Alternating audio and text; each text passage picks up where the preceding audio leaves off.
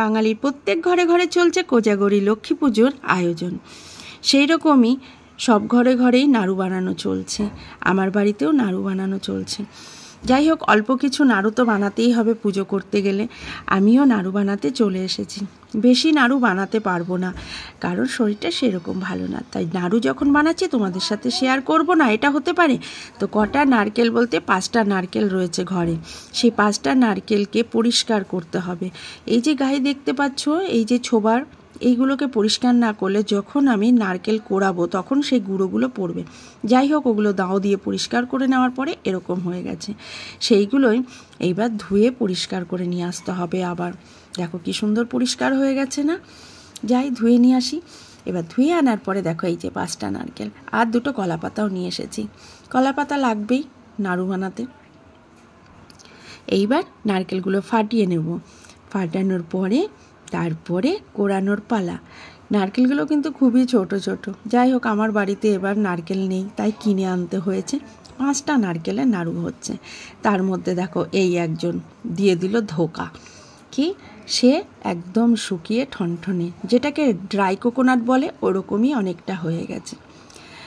ব্যাস, নারকেলগুলো ফাটানো হয়ে গেছে। কি সুন্দর লাগছে না বলো? হ্যাঁ, নারকেলের দুধ দিয়ে ওলের ঘন্টও কিন্তু ভালো লাগে। এখন ওটা ভেবে লাভ নেই, নাড়ু বানাতে হবে। চলো নাড়ু বানাই।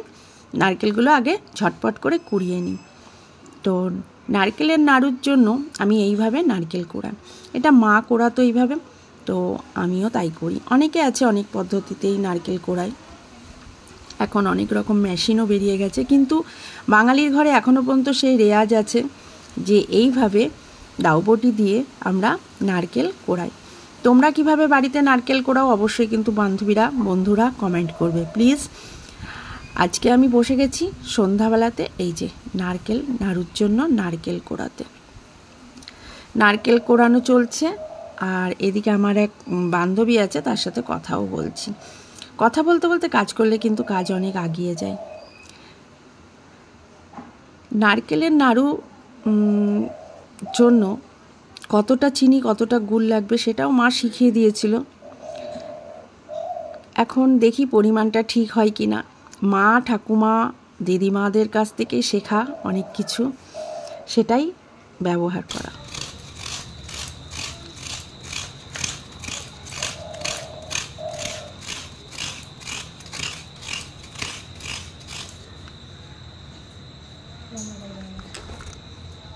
যাই হোক, নারকেল কোড়ানো কিন্তু হয়ে গেছে। এবার আমি চলে এসেছি গ্যাসের কাছে। এই যে নারকেল কোড়ানোর পরে আমি কিছুটা, এখানে 2 কাপ মতো দিলাম চিনি আর 250 মতো গুড় দিয়ে ভালো করে নারকেলের সাথে মিশিয়ে বেশ মাখতে হবে। যেভাবে চটকে চটকে মাখছি ঠিক সেইভাবেই মাখতে হবে। যতটা ভালো মাখা হবে ততটাই নাড়ুটা তাড়াতাড়ি আঁটো আঁটো হবে।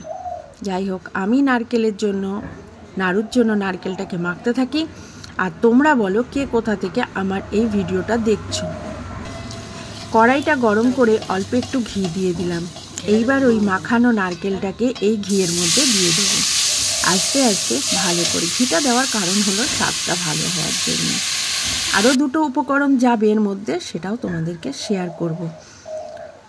যাই হোক, এবার আস্তে আস্তে নাড়তে হবে। যার হাতে যত জোর আছে নারকেল পাকানোর জন্য, নাড়ুকে যেটা আর কি তৈরি করা হয়, ছই বলে এটাকে, নারকেলের ছই, সেই ছইটাকে তৈরি করবার জন্য তার হাতে ততই শক্তির প্রয়োজন আছে, এটা মা বলতো। আস্তে আস্তে আস্তে আস্তে নারকেলটা পাকের দিকে এগোচ্ছে।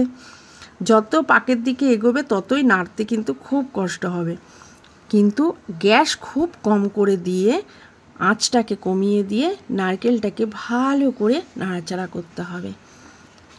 এইবার আমি কিন্তু গুড় আর চিনি মিশিয়ে নারকেল নাড়ু করেছি, কারণ শুধু চিনির করলে পারে বেশি দিন থাকে না।